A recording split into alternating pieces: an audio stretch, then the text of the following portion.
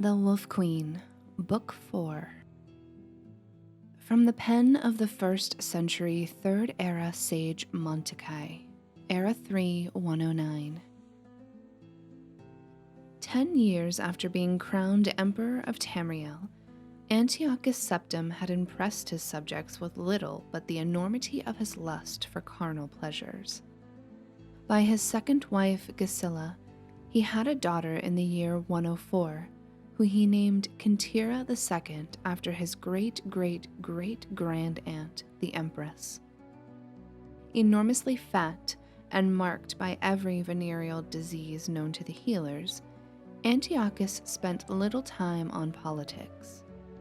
His siblings, by marked contrast, excelled in this field. Magnus had married Helena, the Cyrodiil queen of Lilmoth, the Argonian priest-king having been executed, and was representing the imperial interests in Blackmarsh admirably.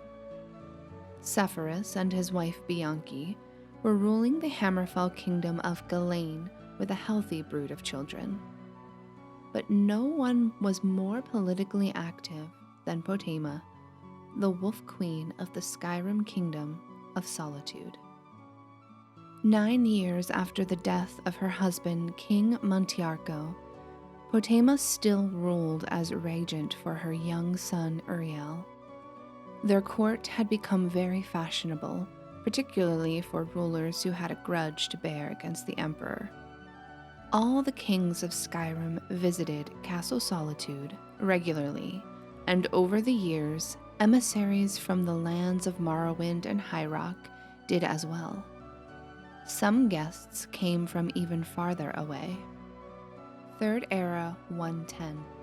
Potema stood at the harbor and watched the boat from Paiondonea arrive. Against the gray, breaking waves where she had seen so many vessels of Tamrielic manufacture, it looked less than exotic. Insectoid, certainly, with its membranous sails and rugged chitin hull, but she had seen similar, if not identical, seacraft in Morrowind. No, if not for the flag, which was markedly alien, she would not have picked out the ship from others in the harbor. As the salty mist ballooned around her, she held out her hand in welcome to the visitors from another island empire. The men aboard were not merely pale, they were entirely colorless, as if their flesh were made of some white, limpid jelly, but she had been forewarned. At the arrival of the king and his translator, she looked directly into their blank eyes and offered her hand. The king made noises. "His great majesty King Orgnum," said the translator haltingly, "expresses his delight at your beauty. He thanks you for giving him refuge from these dangerous seas." "You speak Cyrodiilic very well," said Potema. "I am fluent in the languages of 4 continents," said the translator. "I can speak to the denizens of my own country, Paiondonea, as well as those of Atmora, Akavir, and here in Tamriel. Yours is the easiest, actually. I was looking forward to this voyage. Please tell His Highness that he is welcome here, and that I am entirely at his disposal," said Potema, smiling. Then she added, "You understand the context, that I am just being polite." "Of course," said the translator, and then made several noises at the king, which the king reacted to with a smile. While they conversed, Potema looked up the dock and saw the now familiar gray cloaks watching her while they spoke with Levlet, Antiochus's man. The Sigic order from the Somerset Isle. Very bothersome. "My diplomatic emissary, Lord Voken, will show you to your rooms," said Potema. "Unfortunately, I have some other guests as well who require my attention. I hope your Great Majesty understands." His Great Majesty King Orgnum did understand, and Potema made arrangements to dine with the Paiondonæans that evening. Meeting with the Sigic order required all of her concentration. She dressed in her simplest black and gold robe and went to her stateroom to prepare. Her son Uriel was on the throne, playing with his pet Yugit. "Good morning, Mom." "Good morning, darling," said Potema, lifting her son in the air with feigned strain. "Talos, but you're heavy. I don't think I've ever carried such a heavy 10-year-old. "That's probably because I'm 11, said Uriel, perfectly aware of his mother's tricks. "And you're going to say that as an 11-year-old, I should probably be with my tutor." "I was fanatical about studying at your age," said Potema. "I am king," said Uriel petulantly. "But don't be satisfied with that," said Potema. "By all rights, you should be emperor already. You understand that, don't you?" Uriel nodded his head. Potema took a moment to marvel at his likeness to the portraits of Tiber Septim. The same ruthless brow and powerful chin.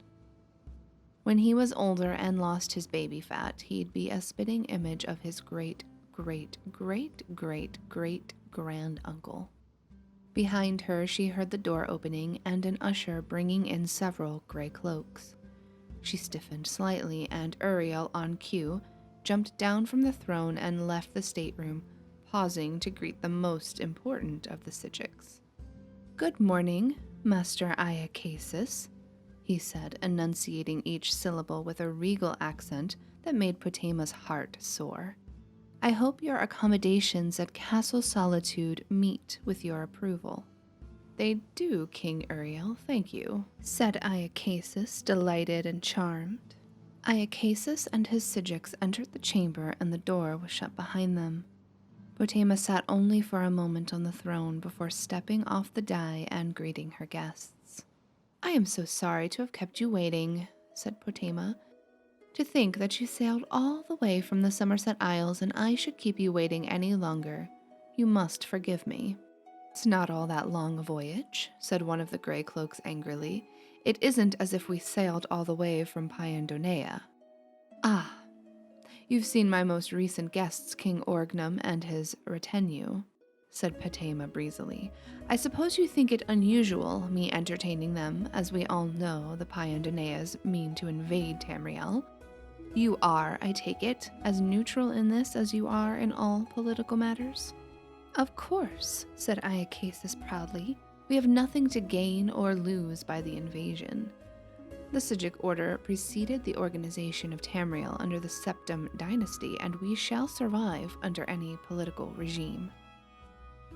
"Rather like a flea on whatever mongrel happens along, are you?" said Potema, narrowing her eyes. "Don't overestimate your importance, Antiochus. Your order's child, the Mages Guild, has twice the power you have, and they are entirely on my side. We are in the process of making an agreement with King Orgnum.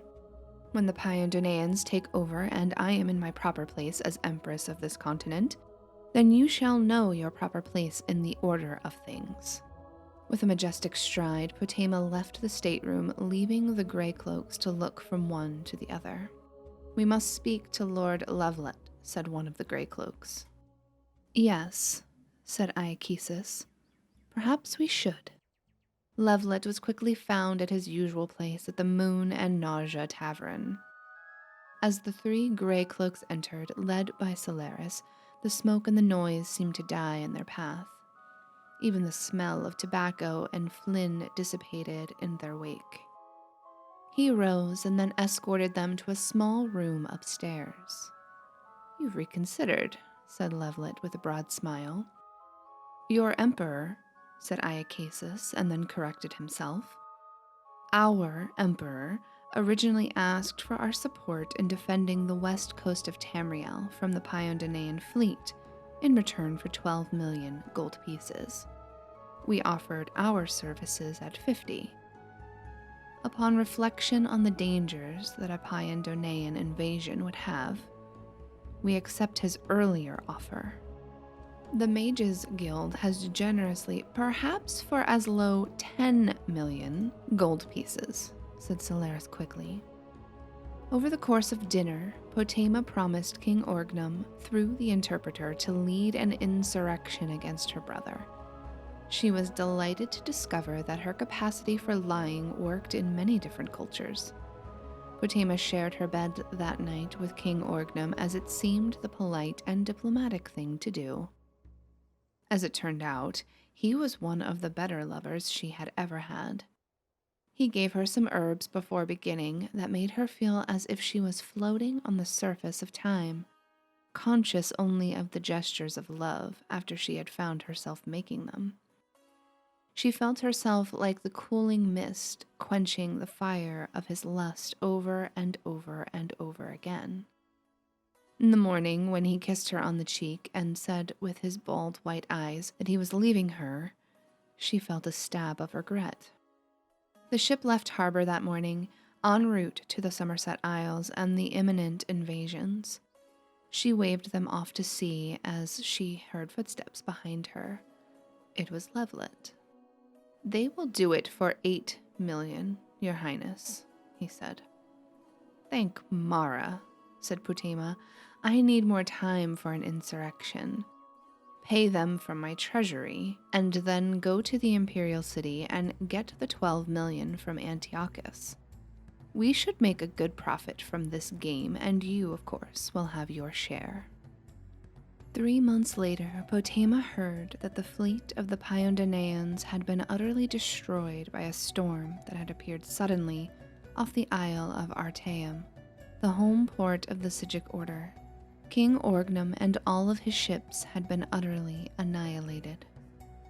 "Sometimes making people hate you," she said, holding her son Uriel close, "is how you make a profit."